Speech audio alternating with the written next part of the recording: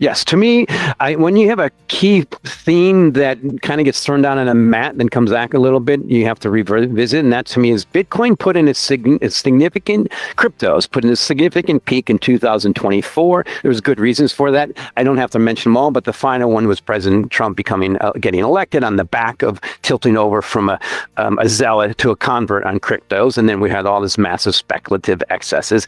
And now I think Bitcoin, the first stop is around 50,000. You look at it the last 5 years, it's been hovering each year. It's touched around 50,000. And by the way, I made the same call in 2018. It would drop to zero. I was 70% right, which some people say 30% wrong. From around 10,000 went to 3,000.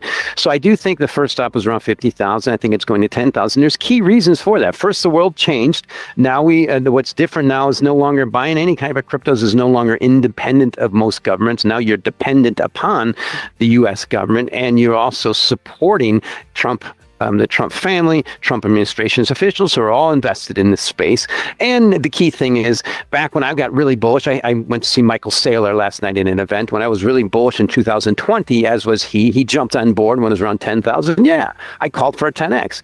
Now everybody's bullish. He's doubling down with the 10x, and I think it's just going to rotate back down. The difference is, the bottom line fact is, and people can dispute this as much as they want, there is about 28 million cryptocurrencies on CoinMarketCap.com. There's an unlimited supply of, you can call them companions. And there was one in 2009, 2000, and that was Bitcoin. I look at precious metals, there's one, and then there's three others: gold, silver, platinum, and palladium. Now, you can't really create more of those, but in cryptos, there's unlimited supply. And the key lesson you learn in commodities is embrace the technology, but not the price.